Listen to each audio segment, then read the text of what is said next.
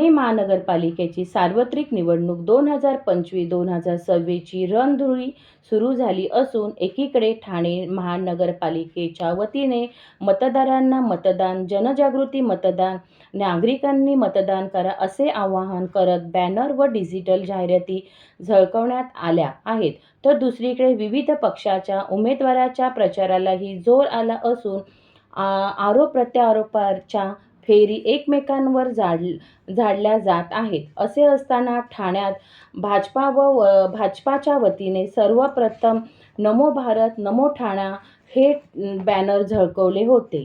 त्यापाठोपाठ भाजपा महायुतीला विजयी करा असे बॅनर झळकवले.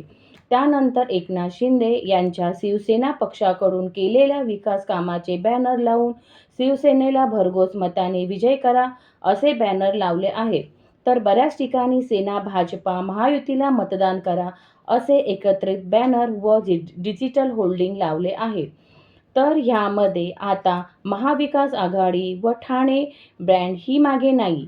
महाविकास आघाडीच्या वतीने बॅनरबाजी करून मतदारांना आकर्षित करण्यात प्रयत्न केला जातो. बस बाकी घराणेशाही आता यातून मोकळे होऊया अशा आशय बॅनर ठाण्याच्या कॅडबरी नाका येथे झळकवला असून एकंदरीत शिवसेना शिंदे गटाला डिवचण्याचा हा बॅनर आहे. यावरून या सर्व बॅनरची चर्चा आता ठाणे शहरात रंगली आहे.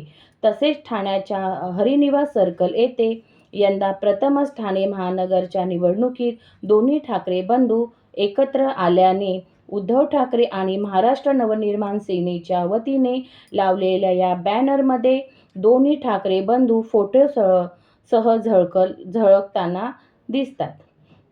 तसेच माजीवाडा ब्रिजखाली ही विविध बॅनर महायुती मतदान करा असे ठाणे बँडचे वतीने सत्ताधारी शिवसेनावरील विविध आरोप करत बॅनर व होर्डिंग लावले आहेत.